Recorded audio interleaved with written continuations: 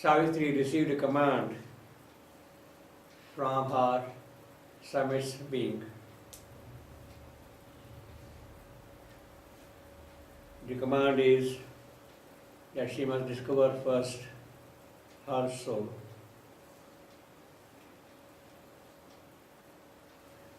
She must first remember why she has taken this human birth, the purpose of its coming here in the mortal world. Remember why thou camest. Find out thy soul. Recover thy hid self. And then a complete recipe is given to her. Do this, do this, do this, do this, do this. And finally, the voice tells Savitri, conquer thy heart's throbs. Let thy heart beat in God.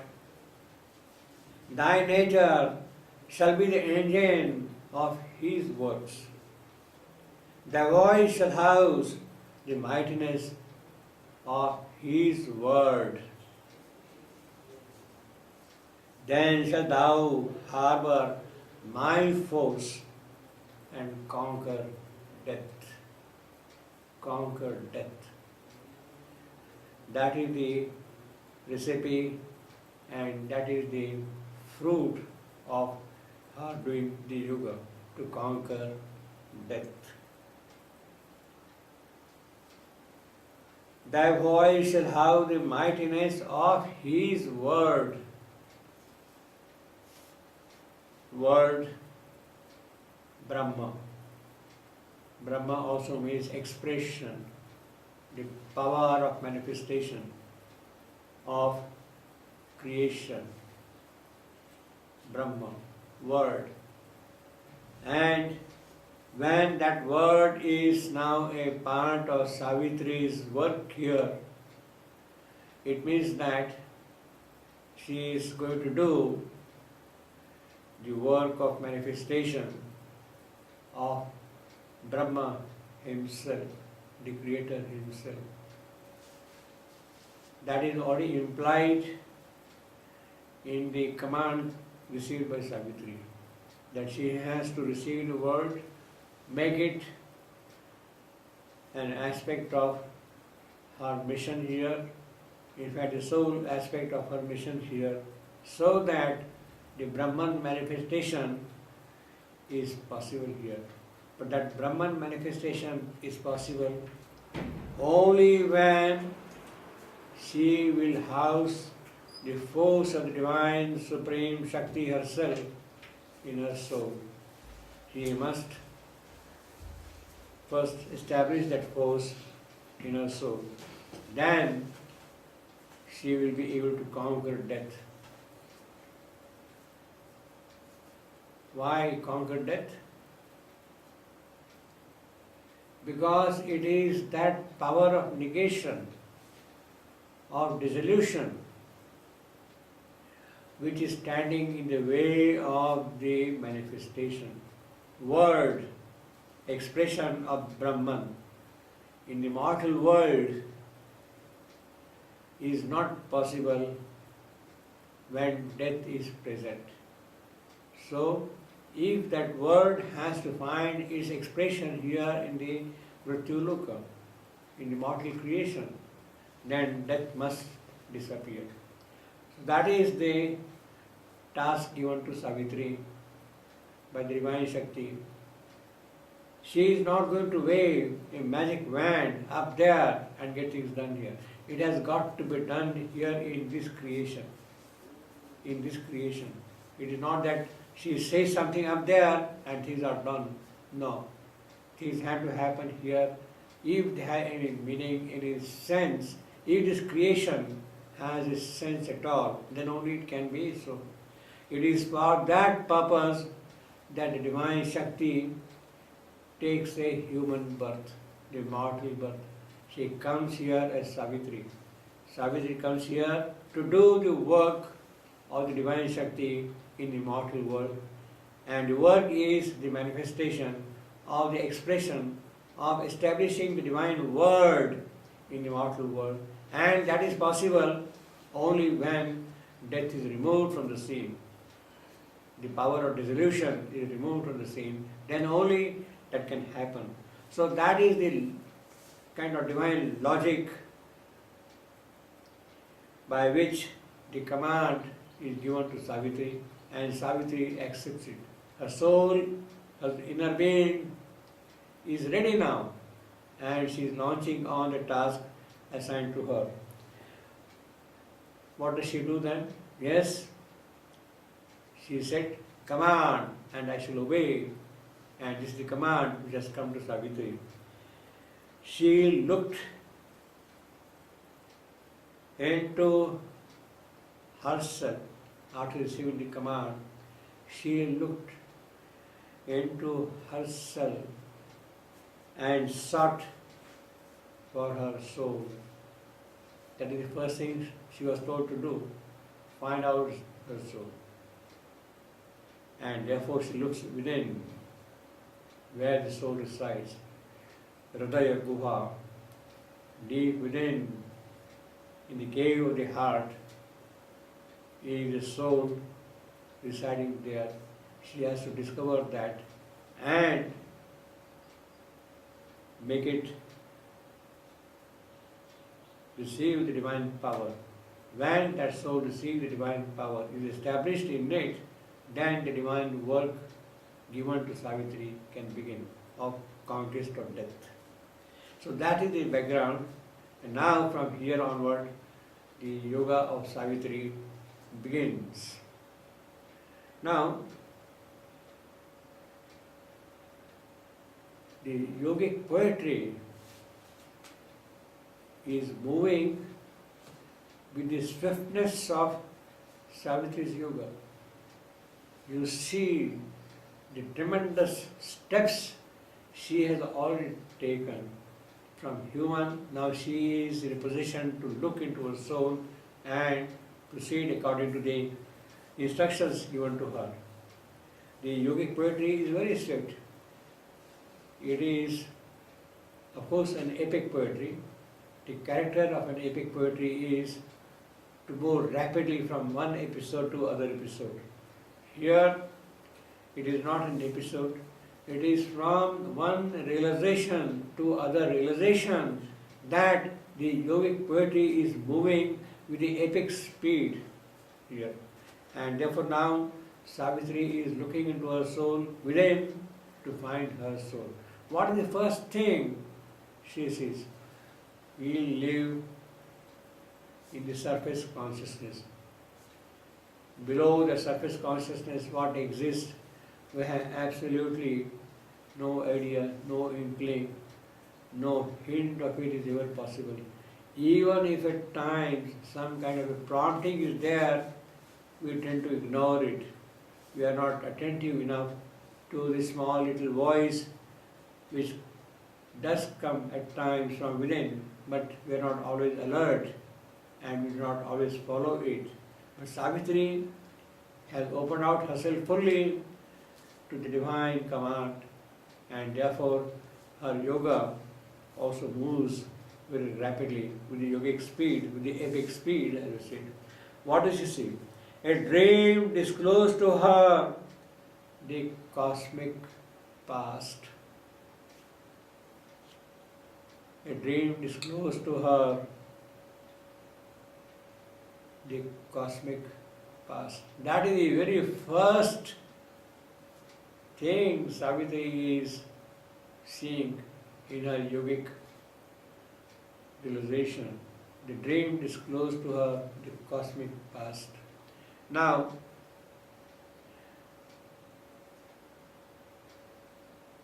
that is the greatness of Savitri. That is the greatness of Savitri, the incarnate Divine Mother. That is indeed also the greatness of Sri Aurobindo poem, Savitri. It is moving with epic speed, and suddenly he says that a dream is disclosing to Savitri the cosmic past. This is something which happens only to a person like Savitri, not to you and me. It is not my past, your past, their past which is seen. It is the cosmic past which Savitri is seeing. The creation's past, the birth of this creation, how it began, how things have started happening, where we are at the moment here, what will happen in future. It is that entire sequence of the cosmic functioning which is now kind of seized in this particular phrase. Cosmic past, it means also cosmic present is present, cosmic future is also present. To begin with, Savitri is looking at the cosmic past or the creation's past, not her past. She has no past. Her past is up there, always.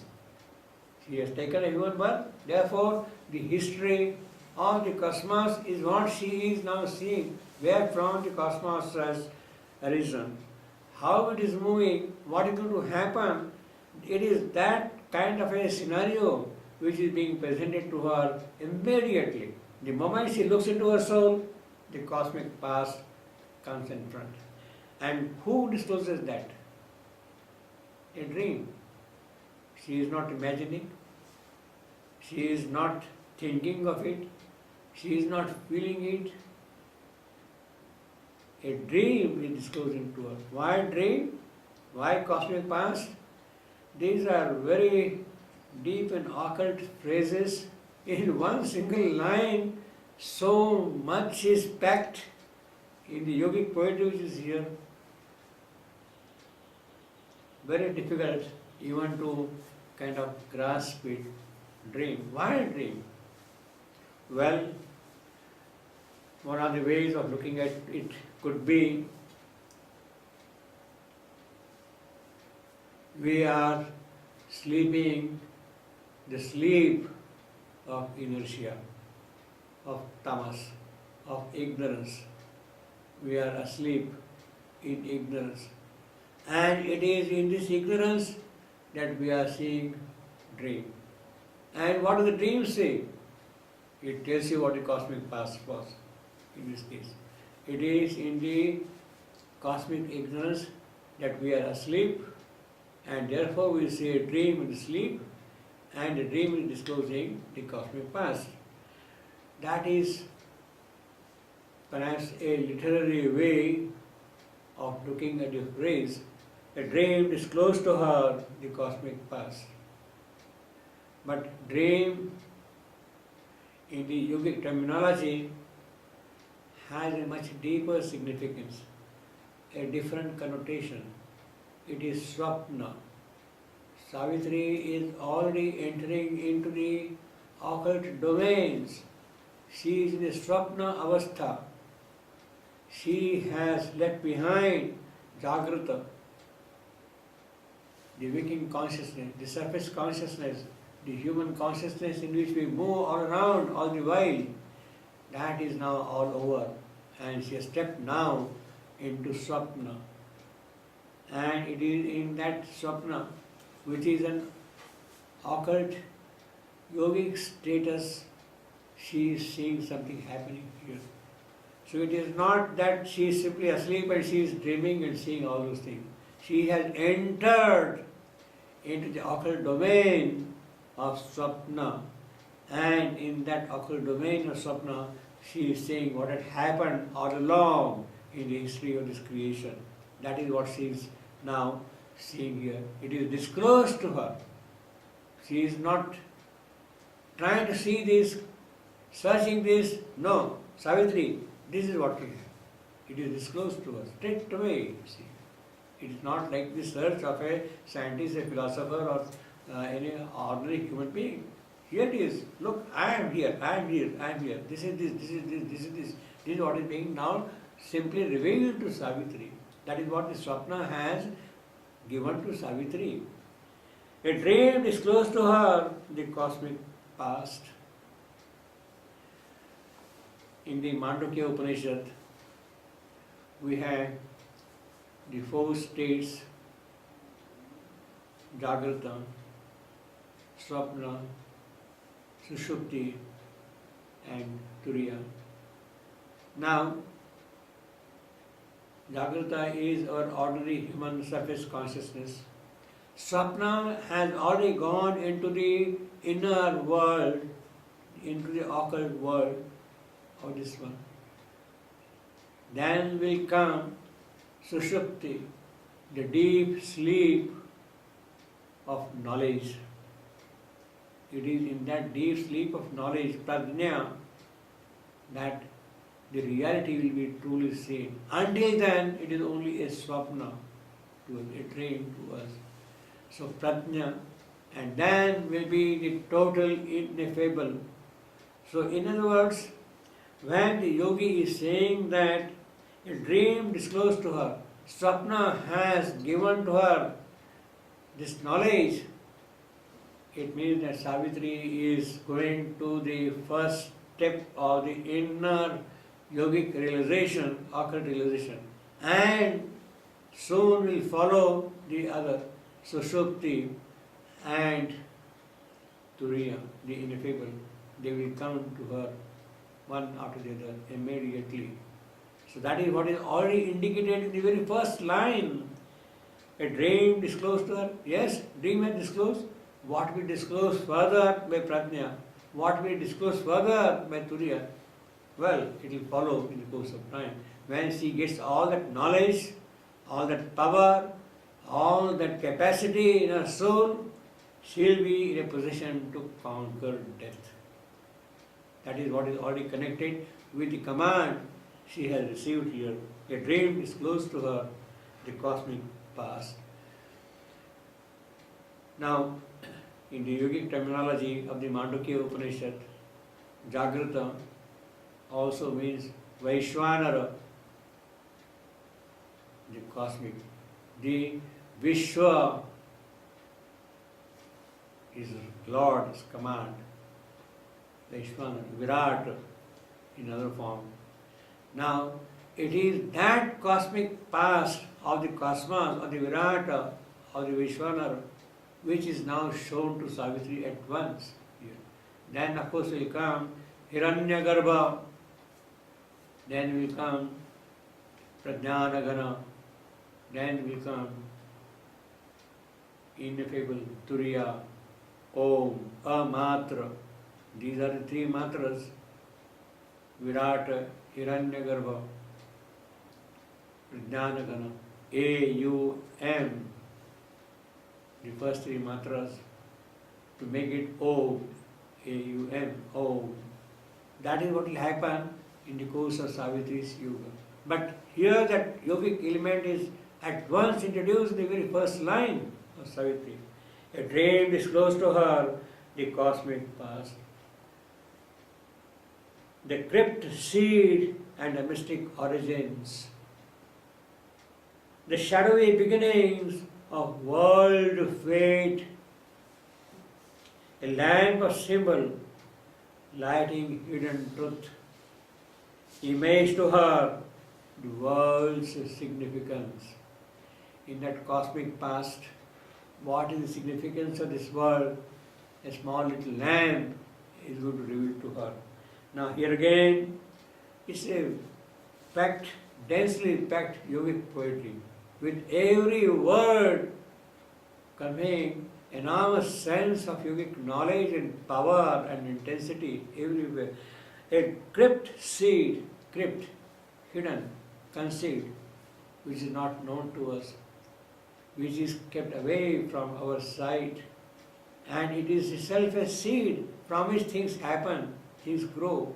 So it is from that hidden place, from her Hridaya Guha, if you like to say that way, she is now seeing what is hidden behind it in the cosmic past, what is concealed. That is what is now being shown to her first. A crypt seed and a mystic origins, the shadowy beginnings of world fate, the early start of this creation, how it started, how it began. This is what now she is seeing. In other words, here Savitri is going to get an idea of how this creation started, where from it started, how it started, from the darkness, from the ocean of darkness, inconscient, Salilam, from that darkness the creation has started. Savitri is going to see that thing. And then how it developed, how it grew, that is what will be described in her vision, in her dream. The dream is going to disclose it to her. A shadowy beginnings of world fate. World fate, there is a will behind all these happenings. At the same time, there is a power of this inconscience which is going to affect its full strength in the operation of this one. Therefore, there is a kind of an uncertainty in the happenings. There is niyati coming into play, and it is that niyati of the world, the future of the world, is what is now going to be told to Savitri. The crypt seed and the mystic origins, the shadowy beginnings of world fate, a lamp of symbol. So she sees all these dream figures, dream events, whatever is happening there, as if they are symbols, pratika. And it is through that she is going to see, well, what could be behind this symbol? What is the reality hiding behind this symbol? There must be some reality also. That is what she will be seeing shortly. See. A lamp of symbol lighting hidden truth behind each darkness, behind the creation which has come up from this darkness. She sees through that lamp, because of that lamp, the hidden truth. It is not just darkness, there is some truth behind it. It is false, it is evil, it is full of suffering and pain, it is full of inconscience, unawareness. But behind that there is a truth. Why it is unaware? Why there is pain? Why there is suffering? There has to be some truth behind it. It is that truth Savitri is seeing with that little lamp already. The shadowy beginnings of world fate, a lamp of symbol, lighting hidden truth, image to her, the world's significance. Yes, Savitri, this world looks to you full of suffering, misery, anguish, pain, evil. All kinds of things are there which are not desirable in this world. But no, that is not the end of it. There is a meaning, there is a significance, there is a purpose behind this, and it is that which you have to understand and see then in that context the task which you have to accomplish. Image to her, the world's significance. Don't dismiss this. Don't run away from here and go to nirvana or into the transcendent and disappear there. This world, although looks to you very opposite to what you are aware of it, still it has a significance and meaning, and it is that meaning which you have to extract and establish the truth behind all those things which are there. That is what is already indicated here, the entire task of Savitri here.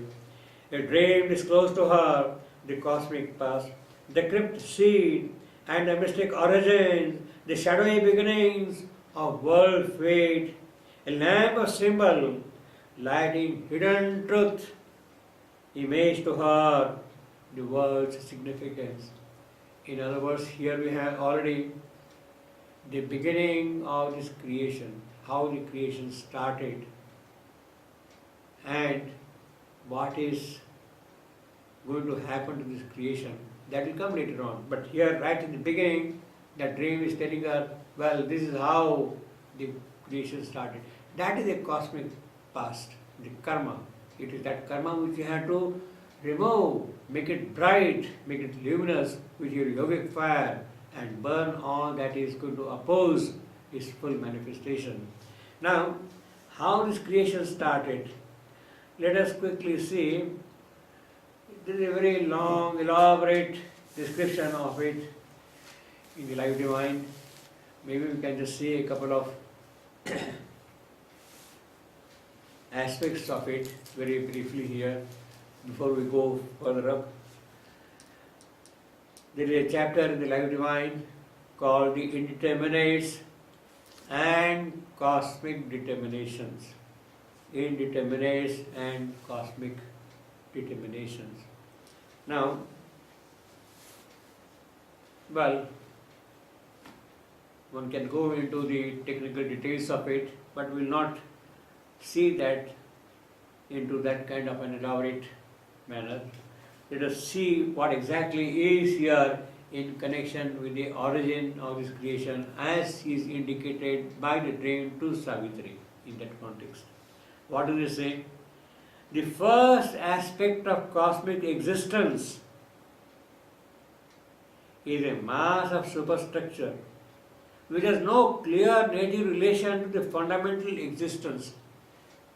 The existence here has no relationship with the fundamental existence.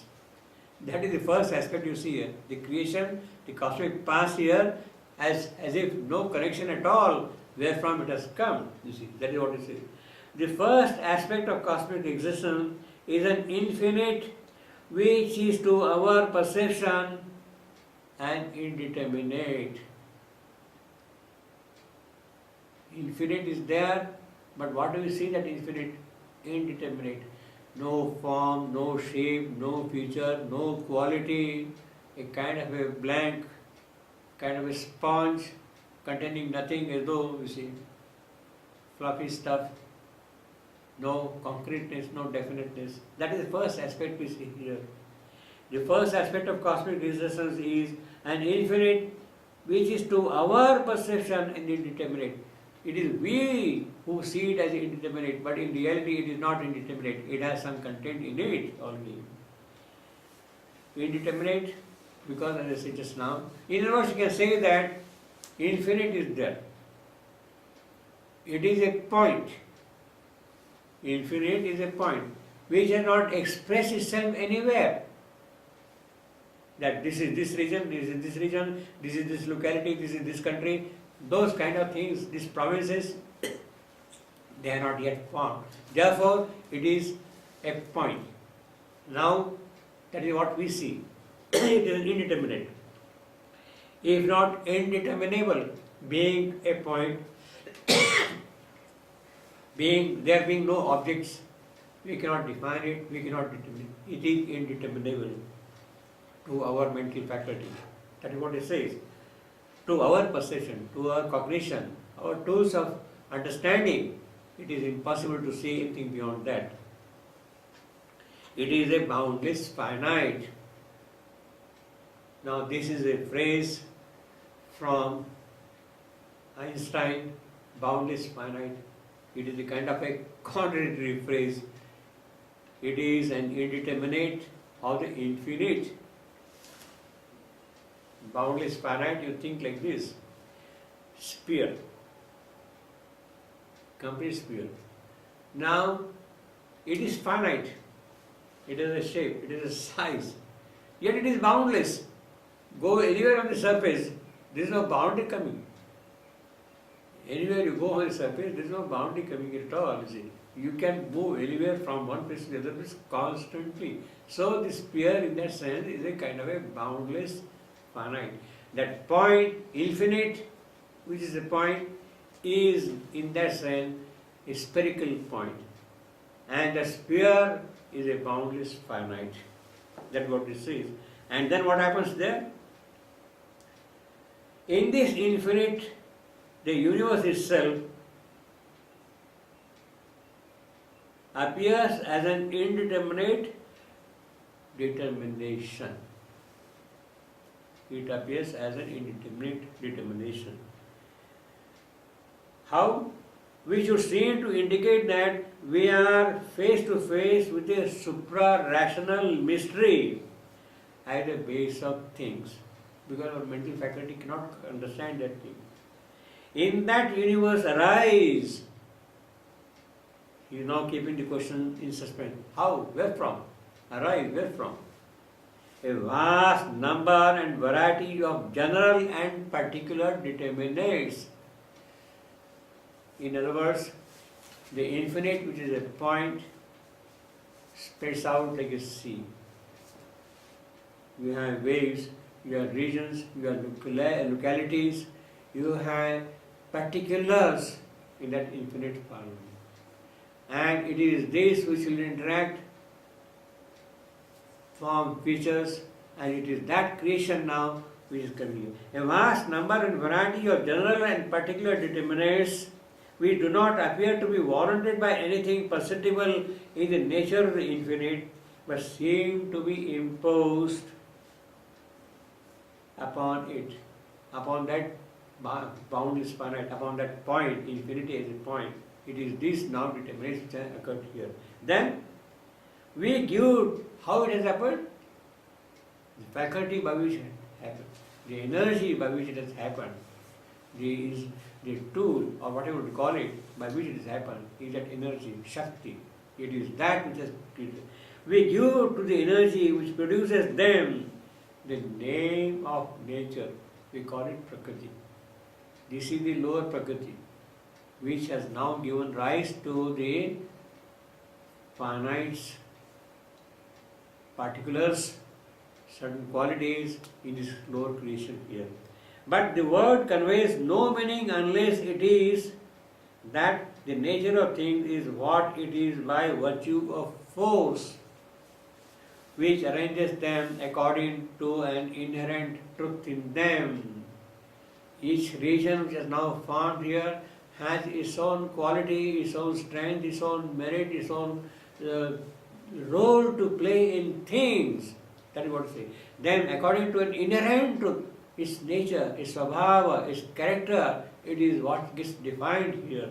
But the nature of the truth itself, the reason why the determinants are what they are, is nowhere visible to us. But that energy has accomplished already in that indeterminate state something very definite. A quality has come out. Who has done that thing? Nature.